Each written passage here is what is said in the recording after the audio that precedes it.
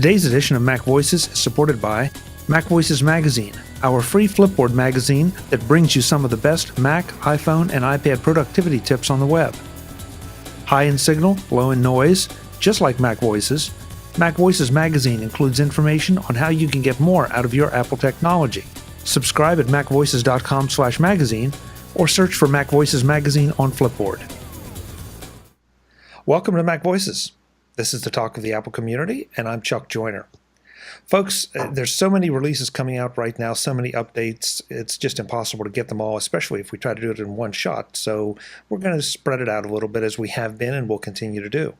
But one of the big ones, one of the important ones, I think, is the update to iTunes that preceded that is preceding High Sierra. I'm getting ahead of myself. That's preceding High Sierra by just a little bit. But it also has brought a lot of changes, some of which some of you have been asking for, and now we're not sure how well it's working out. And I couldn't think of anyone better to talk about it with us than the iTunes guy, or ex-iTunes guy, Mr. Kirk McElhearn. Kirk, welcome. It's good to see you. Hi, Chuck. It's good to be back. So I should clarify that. iTunes guy or ex-iTunes guy, you're no longer penning the iTunes guy column for Macworld. So does that make you the That's correct. Does that make you the ex-iTunes guy? I don't know. You can still call me the iTunes guy. It's a name that I made up, and it just kind of stuck. I wrote that column for, 5.5 years. So the name has become attached to me. I may write something else under that moniker in the future. I'm not sure yet. Okay. Well, but one way or the other, you are the iTunes expert or an iTunes expert. And I was really anxious to get your take on this new version of iTunes, review some of what has gone away and what is still there, and especially through the lens of all the smoke and fire that has been going on about, let's break up iTunes. iTunes is bloated. iTunes is confusing. So what have we achieved with this new version of iTunes?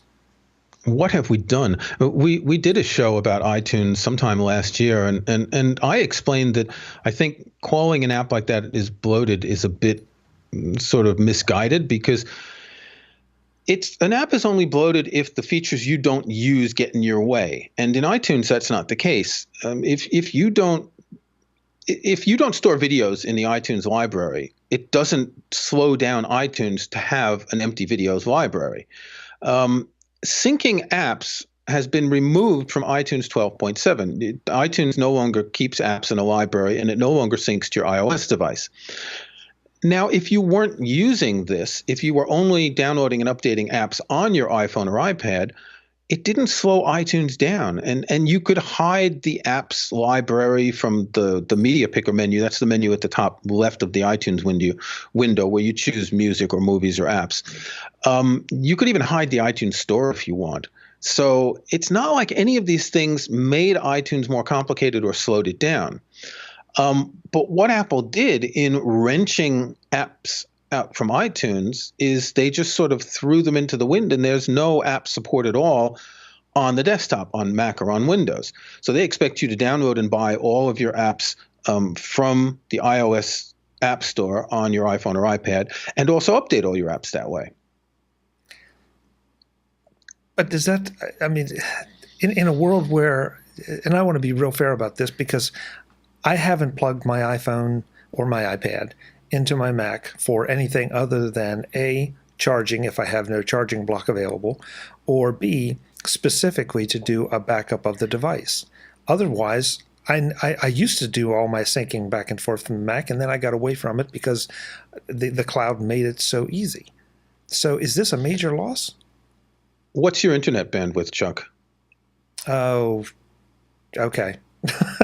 Probably about 100, right? 100 down. Yeah. Okay. So I get 15 down, but about a year and a half ago, I only had 4.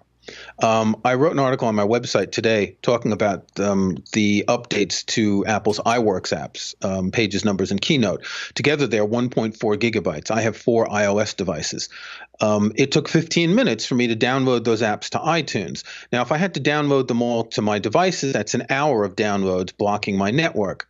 If I had to do that on my 4 megabit connection, that's 4 hours to download all those updates. And imagine people who only have 2 megabits. That's 8 hours for them. And that's only for these 3 apps, which admittedly are large updates. Add up all the other apps that people may need to update, and it's just painful. And I think here's the problem. For you don't even think about it because you have 100 megabits. You're on Wi-Fi. Download something, boom, you watch that little progress thing, and it's finished before you notice.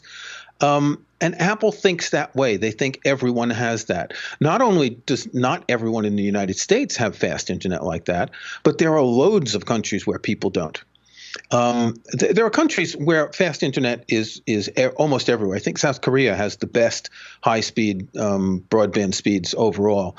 But I mean, I look here in the UK, where I was, the previous house I was in a little more than a year ago, we had just gotten fiber. So I had 38 megabits. But before that, 6 months before that, I had 4 megabits for the 2 years that I was there. If I go a mile down the road this way, I'll get to a village where I think they get at best 2 megabits. We're lucky where we are because we're on a cabinet from a village that's next to. I'm in a village of 30 houses, and there's a larger village of a few thousand people about a mile the other way, and we're connected to their cabinet, so I can get 15 megabits. But really, you go a mile, even a half a mile, and people don't have that speed. And this is the case in most countries. You do have the advantage in the U.S. that you have cable. So people get internet over cable, and the cable's been there forever, and it's relatively high speed. We don't have cable here. When I lived in France, there might have been cable in 1 or 2 cities, but it was anecdotal. It wasn't a major service. I think the problem is simply that Apple is just so used to being on these gigabit connections, and everything happens so fast that they just don't think about average users that aren't in big cities with good infrastructure. Okay. Now I'm a little ashamed that I didn't think of it that way. But you're right. Yeah, but it's easy to forget what it was like before. What was before you had your 100 megabits? Do you remember how fast your downloads were? Oh, well, like everybody, like everybody in the U.S. that is on, I don't mind saying Comcast. Comcast has been pretty good about upping their speeds, sometimes upping their prices, but upping their speeds. So, 20 up or 20 down, 3 up, 1 or 2 up. I mean, it's that. Yeah. That so even the before the 100, you had fast because it was cable. Yeah. So there's another thing. More and more providers, and not so much here, but in the U.S. are starting to add bandwidth caps. So if you're downloading, I don't know, there are games that are 1 gigabyte or 2 gigabytes, and if you're downloading them to multiple devices, you could hit your bandwidth cap, especially if you got a couple of kids. Add to that your Netflix streaming and everything else. It's not like data is free, and Apple shouldn't consider that data is free. Okay, you got me. You got me. As far as, but I think there's another thing that's important is that. I know a number of people who are really interested in playing games, and they'll play a game on an iPhone or an iPad for a while, and then they'll offload it because I've had enough and I'll come back to it. And then a month later, they'll want to put it back on. So instead of being able to just copy it from iTunes, they have to download it again. And again, some of these games can take up an awful lot of space. There are people who do keep archives of apps. And I think, we've been syncing iOS devices since the first iPod. Right. And all of a sudden they pull that away with no solution. Now, yes, there are a lot of things in the cloud, but not everyone wants to use the cloud for a variety of reasons. I don't use iCloud Music Library on my iPhone because I think we've talked about how much it messes up the metadata and the album artwork and all that. I do use iCloud Photo Library. Never had a problem. Well, never had a serious problem with it. I've had to reset it on my iPhone a couple of times because some of my photos didn't show up. But it's far more reliable than iCloud Music Library. I sync my contacts and calendar, and that's really convenient. But not everyone wants to do that. Not everyone wants to use the cloud for everything, in part because they don't trust it, because it's not secure. You're always reading about celebrities whose nude pictures get pulled out of their cloud accounts and all that. I don't think anyone's going to go for my pictures. And no, there are no nude pictures in my photo library. But thank you. It's understandable that people may not trust the cloud. And I think what Apple should have done is they should have moved the syncing either to a separate app. Let's see, could they come up with a catchy name like, I don't know, iSync as an app to sync iOS devices? You remember that one, right? Oh, iSync sure. was an app back under macOS 9, maybe even earlier, that could sync early phones and Palm Pilots and things like that. But another thing is that the App Store is gone, the iOS App Store.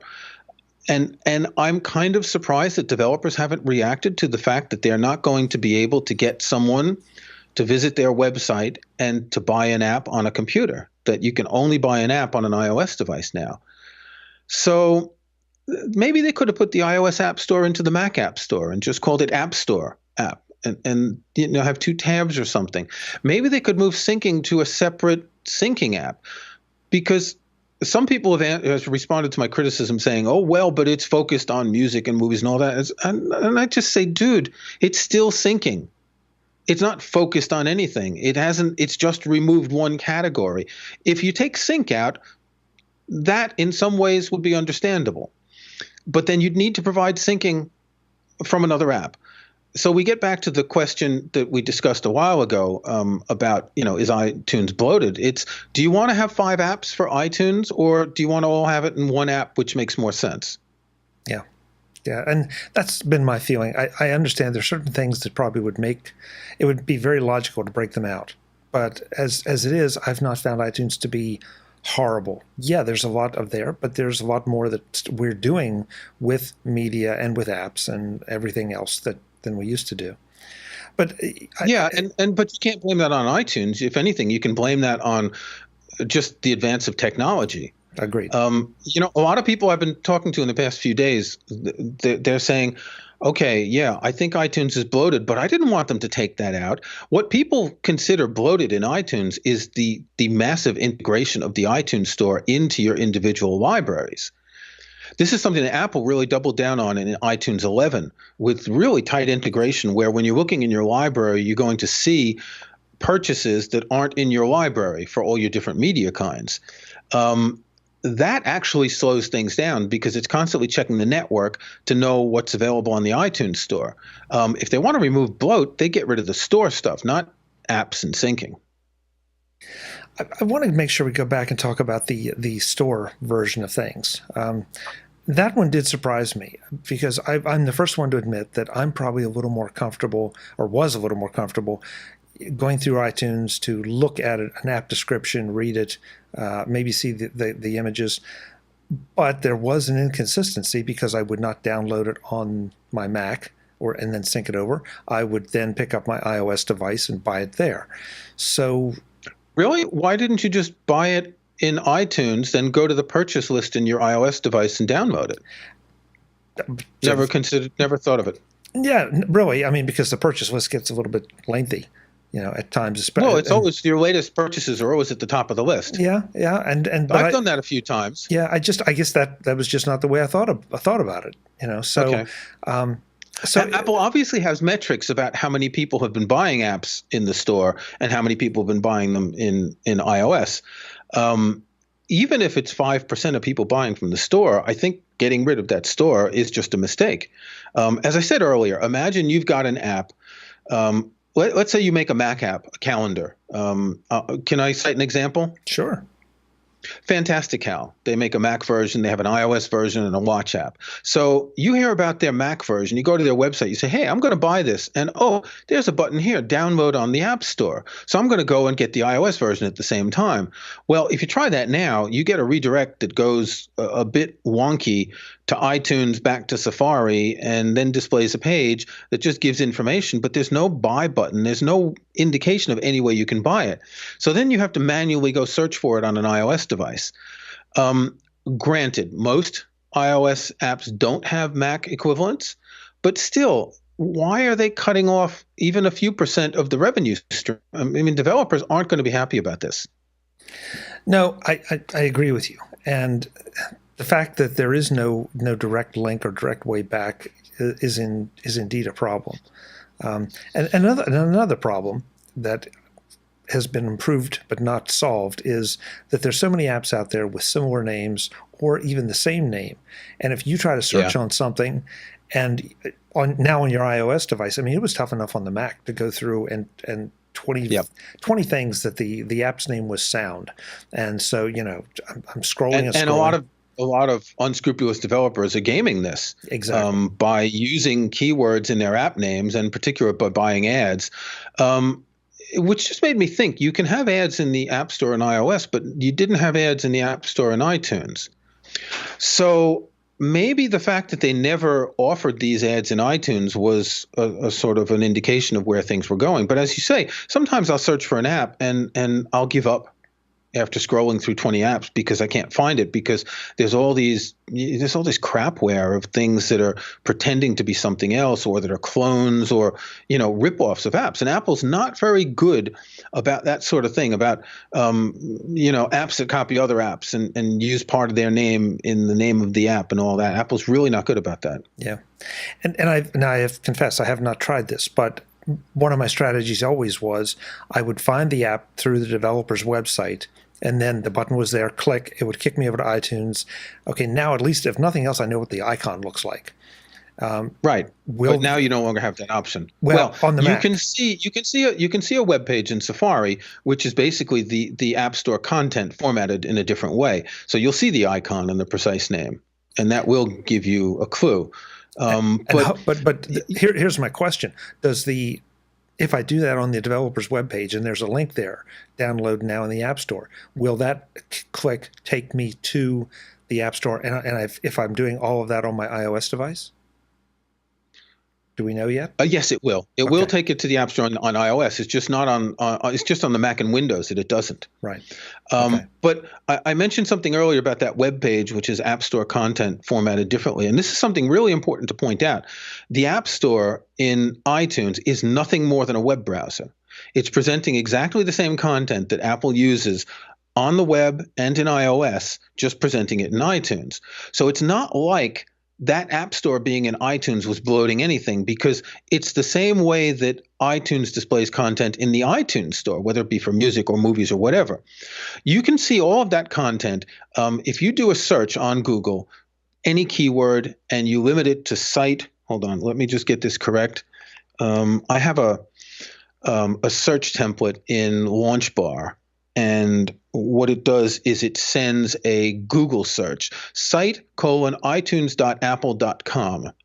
So if you do that, you'll see the URLs of all the pages that are the same content as the iTunes Store, the Music Store, the App Store, etc. You'll see all that content, and you'll see how it shows up. All the store did was format it differently, and it added the carousel icons and the button icons. But that App Store is not bloating anything. It's just a web browser. And so that raises another question. Why didn't they offer app purchases via the web? If you go to the website, if you go to a web page like this, it would bounce you to the App Store on iOS, but maybe you could go to a web page and make the purchase through the iTunes Store from the web. And I'm not sure if the reason they didn't do this is because you have all these things like credits and allowances in the iTunes Store that might not be as easy to manage on the web.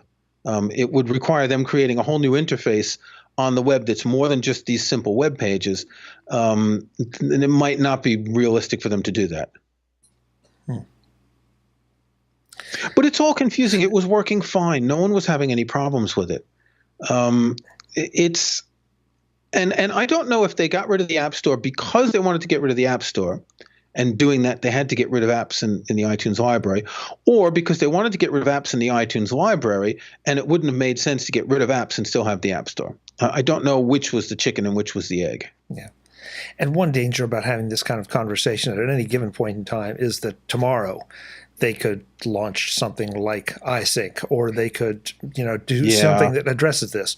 But at the moment, this is what we have to work with. Why would they release this version of iTunes before releasing a replacement? And I actually wrote that there were some things in the iTunes update that surprised me that weren't actually available yet, and I didn't understand why they were releasing it early, and it almost seemed to me like a mistake. And in fact, a couple of days after the update was available, I went to Apple's website, and I'm going to check now. In fact, when you go, there's an iTunes download page. You can download iTunes separately, either for Windows or for Mac. And if I go to the iTunes download page now, it says that the latest version is drum roll please, 12.7. A couple days ago, it said 12.6.2, which was the previous version, and that was several days after the update. I kind of think that the update wasn't supposed to come out until yesterday, which is the 19th, the day that iOS 11 came out. In part because there's this new feature where you can share your listening history on Apple Music, and that wasn't live for the general public until iOS came out. And yet, the option to turn that on was in the iTunes update. So a little bit confusing about why Apple was releasing this when they did. But I would think that if they do want to offer an alternate solution, they should have done it at the same time, and they should have communicated about it. The fact that they haven't said anything suggests that, sometimes Apple will come out and say, yes, but, and explain something, and I haven't said anything here. Yeah. So it makes me wonder if there's not something planned to go with the release of High Sierra, which is the 25th. But then why release this now? It just doesn't make sense. Well, and you just hit it, at least as far as I'm concerned. Every time we approach, major OS updates, iOS or Mac, or Watch for that matter, something has to come out first so it'll support what comes next. And I don't know if that factors into this at all or not. I have no inside information. I have no outside information. Well, it seems like so that It used to be that iTunes had to come out first to support devices. Right. But then some years ago, you no longer needed to activate an iPhone through iTunes. You could do it over the air. In the early years, you had to use iTunes to set up your iPhone. But also, let's say people got a review unit of the iPhone 8, if they wanted to bring over a backup to transfer their existing content from the iPhone that they have to the iPhone 8, they would only be able to do that once the new version of iTunes that supports the iPhone 8 comes out.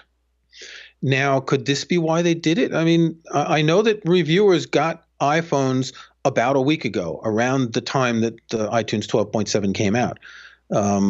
Apple could, of course, issue another update, but they tend to not want to do multiple updates for little things like that, and rightly so. I think it's confusing when you have iTunes 12.7, iTunes 12.7.1 right after.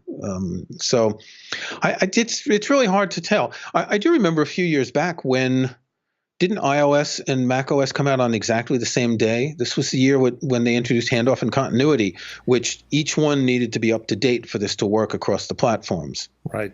And it was a bit of a nightmare because of bandwidth issues and access. Yeah.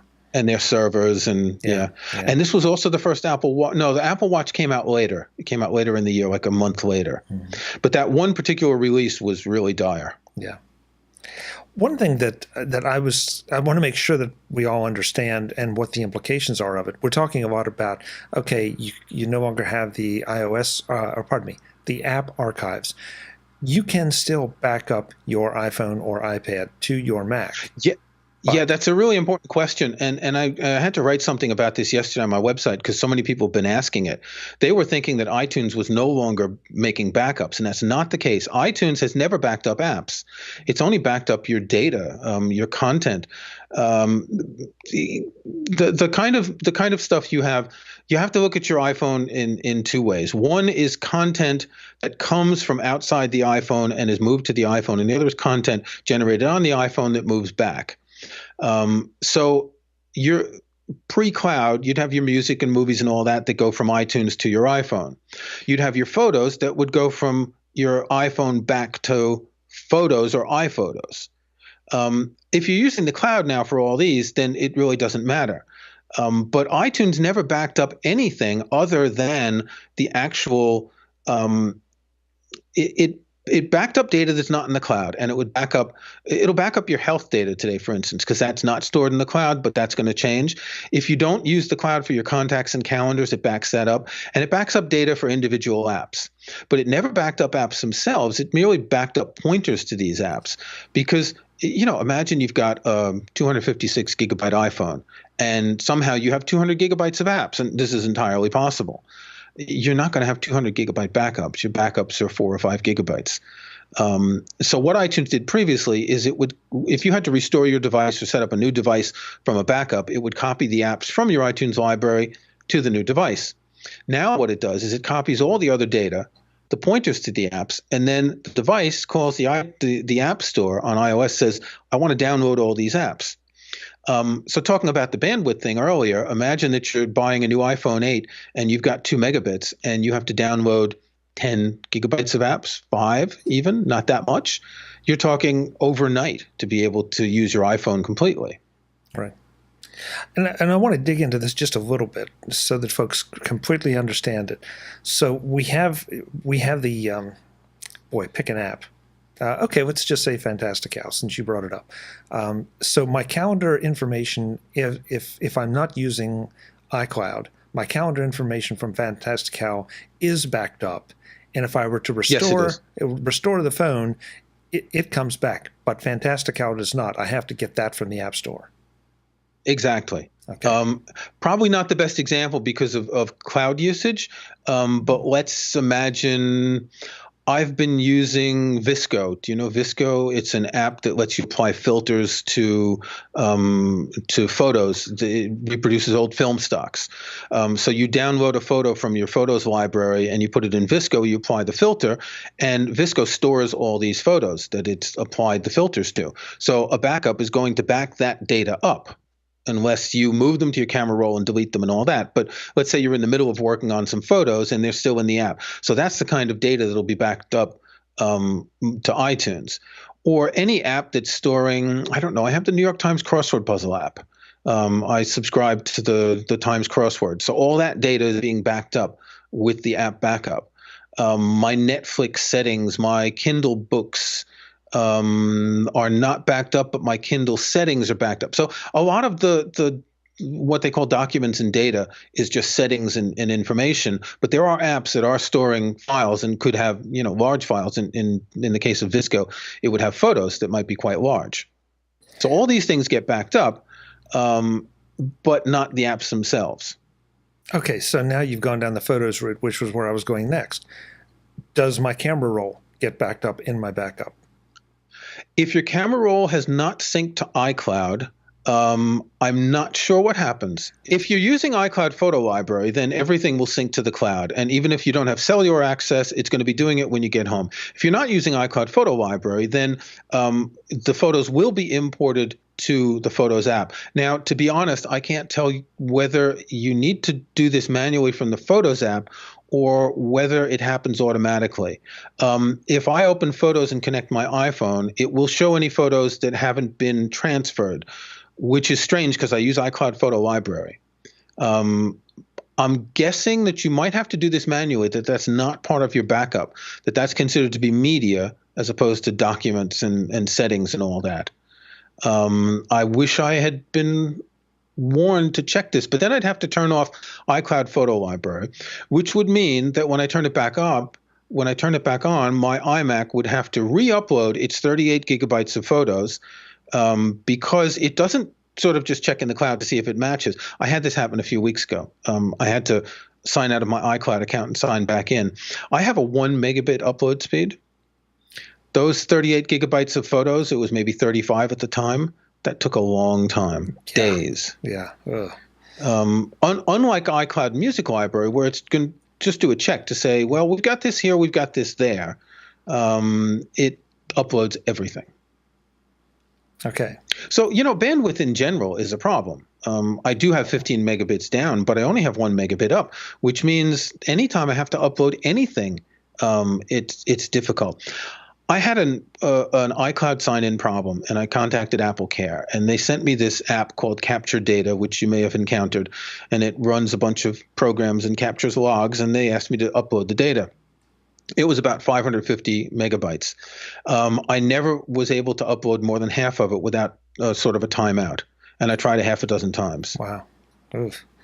Yeah, we're all becoming more and more dependent on bandwidth. This discussion is a perfect example, and you don't always realize it if you haven't paid for the bandwidth or it's just not available in your area. So you really get stuck. Yeah. Well, in my case, the upstream bandwidth isn't available. And, I record a couple of podcasts. And if I record a podcast, it's 80 or 90 megabytes and I have to send it to someone else. It's a half hour, 45 minutes for it to upload. And it's painful. Yeah. Yeah, you do get spoiled. No question. Well, you get spoiled, but you forget what it's like of how many people have these problems. I mean, I'm in the UK where there are a number of things a number of official things you cannot not do online. Like as a business to file my corporation tax and VAT, it has to be done online. Now, it's not a problem for me, but there are people in villages 5 miles from here who may not have internet access at all or may have dial-up speeds. I mean, it's that bad in some parts of the country. But there are many other countries like this as well, where rural areas just don't have the throughput, and either in fixed or in mobile. Some solutions could be that you get 4G mobile access and you can use that, but that's not the case everywhere. Yeah, and isn't it ironic that could end up being faster than your physical connections? Yeah, so we got 4G coverage here recently. When I moved here a little more than a year ago, we had 3G if the wind was blowing in the right direction. Otherwise, we had edge. And then we got 4G, but it's not always on 4G. Sometimes it's not. I've not done a speed test, but I once did a speed test. I live 3 miles from Stratford-upon-Avon, and I did a speed test in the town, and I think I was getting 20 megabits. So that's faster than my home broadband. Obviously, it's more expensive to get data that way. But I know in some rural areas, they're starting to say to people, okay, we've got the mobile access. We can't provide the over-the-wire access. We're going to give you the mobile access for the over-the-wire price. But that's we're straying here. The problem, though, is simply bandwidth. That you can't count on bandwidth being available for everything. There are some other changes in iTunes that are worth mentioning. There are no more tones, ringtones, and alert tones, and that was a little library that most people didn't use. I did because I created a few custom ringtones. But that's been removed, and there is actually still a tone store in the iTunes store, and you can only get to it. You ready for this? You have to go through System Preferences, Sounds, Ringtones, Store. I didn't even know. You can't get to it from the App Store or the iTunes Store. It's really tricky to get to it. You have to go through, Settings. You have to go through the Settings app to get to the Tone Store. People are still paying $1.29 for ringtones. I don't know how many of them. So that's not a great loss in iTunes. One thing that is slightly surprising but slightly makes sense is iTunes U has been removed, and all the content's been moved into podcasts. And while that's a little bit easier for people to manage, it means you can't just go into the iTunes U section and search for something anymore. You go in podcasts and, I don't know, Shakespeare. I'm a Shakespeare buff. There's a good Oxford University course about Shakespeare in iTunes U. Well, now it's going to be mixed up in podcasts, and they won't even be separated in the search results. So it kind of dilutes it. But I think iTunes U isn't that widely used, other than by teachers and professors who give a direct link to their students to download course material. So that's less of a big deal. Yeah. So ringtones, iTunes U, the backup thing we talked about, the backup, your iTunes will still absolutely make a backup. It's just you really have to be paying attention as to what you're backing up. What else do we have? Anything else of consequence that people will run into? There's the new Apple Music feature where you can follow your friends and see what they're listening to. That's right. So you might want to link to the article I wrote about this today on my website. You activate listening history in iTunes General Preferences, or in the Music app. You have to go into your account. Interesting. Do you know how to get to your Apple Music account stuff in the Music app in iOS? I'd have to go and look. I mean, not right off the top of my head, I don't. But I don't You've think got an avatar, which is either a photo or just your initials, and you have to tap that to get to your account information to set this up. It's not easy to discover, and this is the kind of thing that I would expect that when Apple released the iTunes 11 update, you'd go to the Music app and it would have a little screen that says, "Hey, this is a new feature. Here's how to do it." But they didn't, and it's really hard to find this. But once you turn it on, you can share your listening history.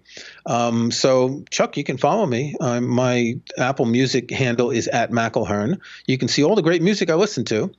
I'll even follow you back. Okay. So you can see what your friends are listening to, and they can see what you're listening to. You can make your account private. You can choose to share playlists that you've created with Apple Music. By default, that's off, which I think is a good thing. And whenever you see your friends are listening to something, the idea is that you're going to say, oh, hey, I don't know that album. And I know that Chuck's got good musical taste most of the time, so I'm going to go check it out.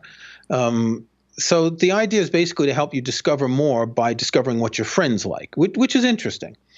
I'd like to see them go further. I'd like to see the ability for people to comment on a particular album or song or playlist. And those comments only visible to followers, not general public comments. And that would be interesting that, like, I've discovered a new album. In fact, it did. There's the equivalent of 4 CDs of some live recordings by Art Pepper in 1981. And I didn't know Art Pepper at all. And this is some beautiful music. So I'd make a little comment saying, hey, all my followers, if you like, jazz, check out this Art Pepper thing. So when they get there, they'd maybe have an idea why I've listened to it. Because alternately, if I listen to 1 minute of a song on an album just to check it out and then bail because it's no good, it still shows up in my listening history. So you don't know which albums I've listened to 10 times or which I've only listened to for 30 seconds. And that's a bit deceptive.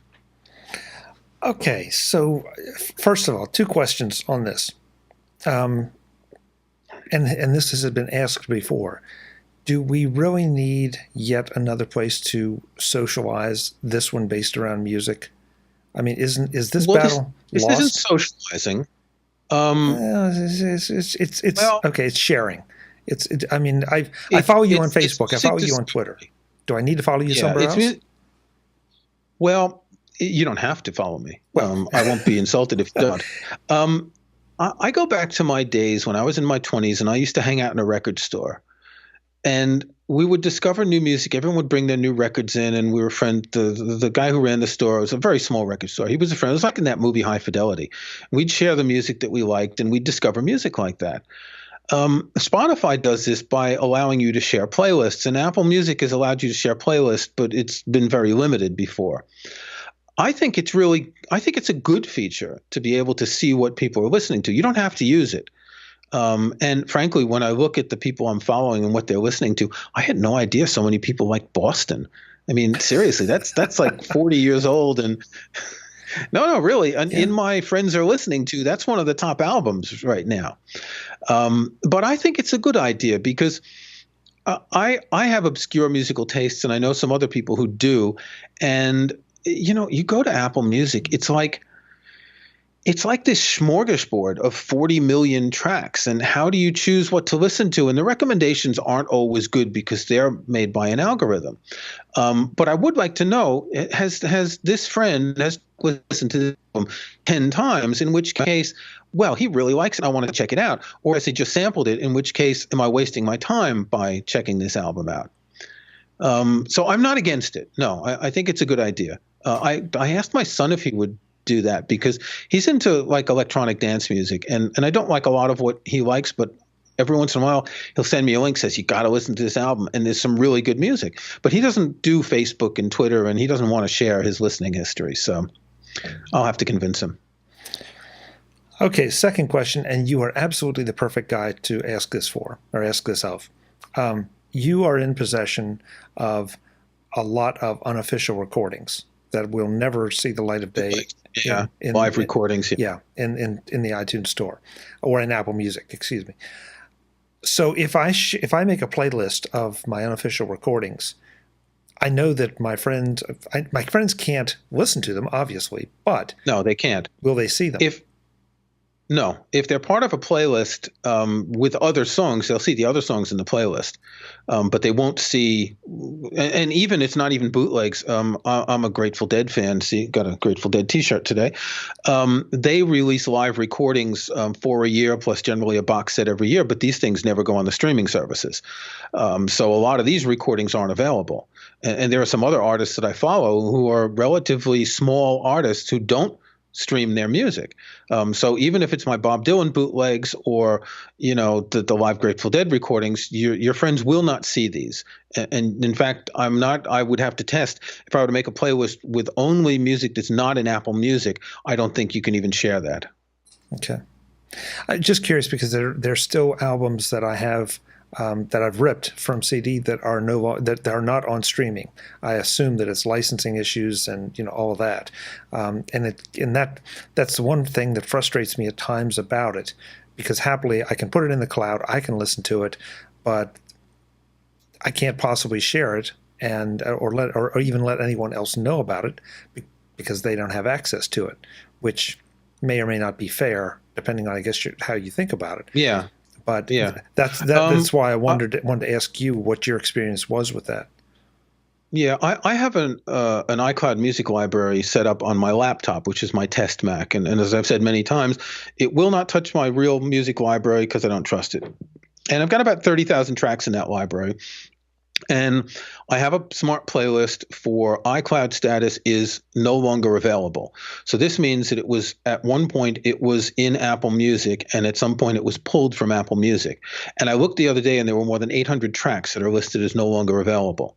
So this is record labels who were what they call clearing music for streaming and pulled the clearance at one point or another. So they show dimmed in the library. The entries are still there, and they're no longer available. And it's very possible that they may be available again in the future, which is why I'm not deleting them. But 800 out of 30,000 may not sound like a lot, but that is a lot. That's 2.5% of the library. Yeah, especially if that's what you particularly want to listen to right then or share or whatever. Yeah. Yeah. Kurt, we've hit a lot here in the new iTunes. I guess at this point, any last minute warnings or critical issues that folks really need to be aware of as they start to use it, as they trust their music libraries to it, and for that matter, integrate with any of their other devices? Well, I have communicated with a number of people who are not going to update or who are going to keep an old computer handy to be able to download apps. You can still manually transfer apps to an iOS device. You select the device and you scroll down. Do you see the On My Device, I think it's called? You can drag an app from the Finder to that and it'll copy. This is a big complication for some people. To have to go through that process is particularly annoying. Another situation that might be problematic is I know a number of people who have more than one Apple ID. They may have a personal Apple ID and one for their work. And, you can't change Apple IDs willy-nilly on your iOS device, but you've always been able to do it in the iTunes store. If you do it on your iOS device, you may be locked to the Apple ID you've changed to for 90 days, which is a real problem. And so I know some people who do this with iTunes. They would be able to log out from one Apple ID and log into another to get certain apps, and you're no longer going to be able to do that either.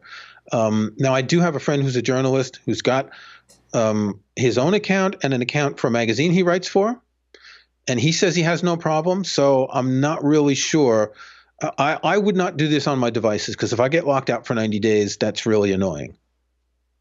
That means you can't update the apps with the other Apple ID. You wouldn't be able to access, say, your Apple Music and things like that, and that's a bit of a problem. Yeah. Again, this is a minority of users, and Apple is more and more sloughing off the power users and saying, well, you're just not important enough.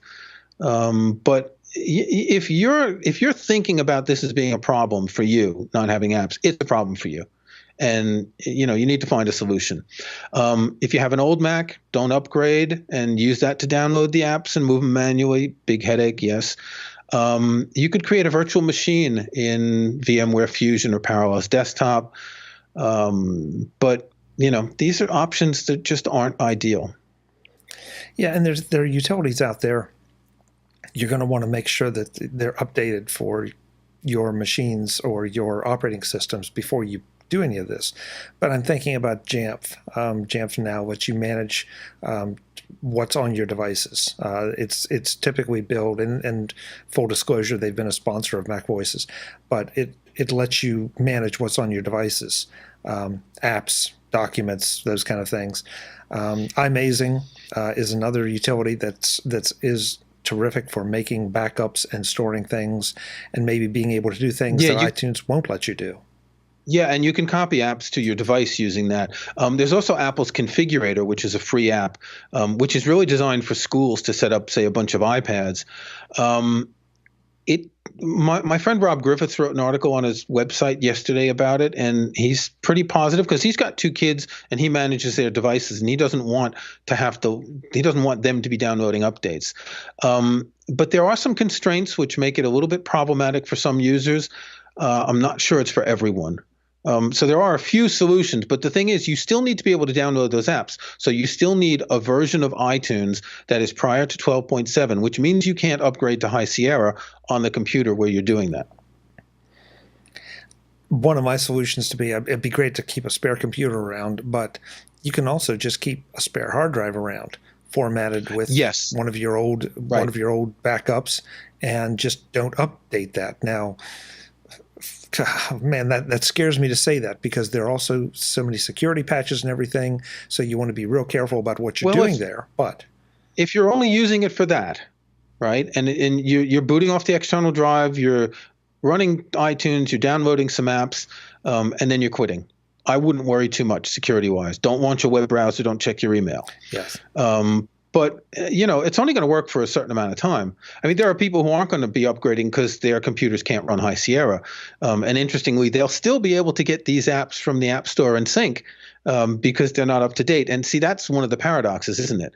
That Apple's saying they're getting rid of the App Store, but it's only from a certain version, because a lot of people run old Macs and they get to a point where they can't upgrade anymore, and they'll still have these features. Because, again, the App Store is just web pages in the iTunes app. Yeah. But at some point, if Apple says it's getting rid of it, its days are numbered. That number might be rather large because of the large installed base of Macs, but it's numbered. And unless there's a major shift, that's not something I would want to count on for the long term. Again, I would like to see them either create a new sync app or even roll sync into the App Store app. Make an App Store app for the Mac App Store, for the iOS App Store. Roll sync into that. Get sync out of iTunes. If people think it's bloated, hallelujah. They'll find that iTunes is no different when sync has been removed. But they've got to do something. It doesn't make sense. Yeah. There is a logic to having sync in iTunes because it's syncing content from iTunes in addition to other content. If they want to rip it out, fine, but make a separate app to do that, which probably wouldn't bother the majority of people who never sync. Right. But here's another problem. You connect your iOS devices to your computer every now and then to make backups. If you don't sync at all, you wouldn't be making backups anymore. And would that sync app do the backups instead of iTunes? And, it opens up all sorts of things, which basically the solution is, well, just leave it all in one app, and that way it's easier. Okay. And also, I guess we should make the point that with the apps we mentioned, there are going to be more apps coming out to do different things. As we see iOS 11 get widely adopted and the developers get a chance to really play with it now that it's out live. So, it's... Yeah, and when the new iPhones come out in a couple of days, I don't know what day this is being released, but Friday the 22nd, the new iPhone comes out. You've got some new camera features in the iPhone Plus, and then the iPhone X or iPhone 10 is coming out sometime in October. So, there'll be a lot of interesting things. But it's just kind of odd that Apple's attacked iTunes with a sledgehammer like this. But hey. Yeah, that's Apple. Other than that, I don't know about you, but for the most part, iOS 11 is pretty stable. I've got some display issues on my iPhone SE, but I upgraded all my 4 devices to the Golden Master last week, and I haven't had any issues. So that's positive, right? Yeah. An Apple operating system with no issues in the initial version, that's pretty good. Yeah, I haven't. I will confess, I've got a major event coming up at the office in 5 days, and so I've frozen all my machines. Nothing is getting updated because it all works now. After that, I'm dying to play with it. Yeah. But on the upside, like you said, I really haven't seen anything that has been widely reported as a problem. So I think that's and so good. what I do is I use an iPod Touch to run the iOS betas. So I've been running the betas since June, not doing a lot, but just keeping an eye on them. And the last couple betas before the Golden Master were very clean and not problems at all. That's why I didn't hesitate about putting the Gold Master on all my devices. Otherwise, I would have waited for my iPhone, which is the device I use daily. But no, it's pretty reliable, and I have High Sierra on my laptop, and no problems there. Again, that's coming out in 5 days. I think there'll be another update for High Sierra though, because some people have reported issues. I don't know if you've talked about the fact that it can't format.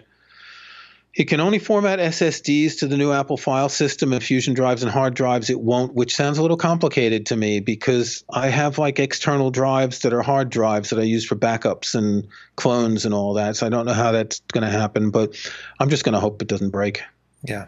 Well, one of the answers is to have multiple backups, and you don't. Yes. So indeed. that if anything does go wrong, yeah. Yeah. Kurt, tell folks where they can find you when you're not here giving us the iTunes wisdom. Because I know you're doing a lot of writing a lot of different places. Yeah, you can go to my website, Kirkville. It's www.kirkville.com, where I write about iTunes and Macs and photography and books and music. I've been writing a bunch for Tidbits lately. I've got Take Control books, as you know, that we've discussed many times about iTunes and Scrivener and LaunchBar and Audio Hijack. And I'm in a lot of places, Twitter, Facebook, and the usual. And they can find you there.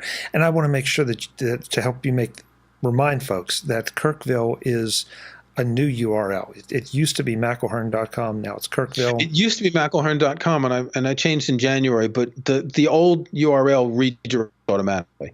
It's just Kirkville is a lot easier to remember. People don't have to remember the spelling of McElhearn, which isn't that easy. Yeah, exactly. Kirk, thanks so much for the time. It was very informative, and hopefully gives people a leg up on getting used to the new iTunes and what it can and can't do. We'll talk to you again soon. Thanks, Chuck. Good to see you again. Folks, I'm Chuck Joyner. This is Mac Voices. We'll be back with more coverage of all of the different OSs that are being updated, along with things like iTunes that get updated. It seems to be a moving target, and we're always trying to hit it. Until the next time, thanks for watching. Visit MacVoices.com for show notes, links to subscribe, and to connect with Chuck on Twitter, Google+, Facebook, YouTube, Vimeo, SoundCloud, the Mac Voices blog, the Mac Voices Dispatch, our weekly newsletter, and on MacVoices Magazine, free on Flipboard that helps you do more with your Apple tech. Advertising handled by Backbeat Media at backbeatmedia.com, bandwidth provided by CacheFly at cachefly.com.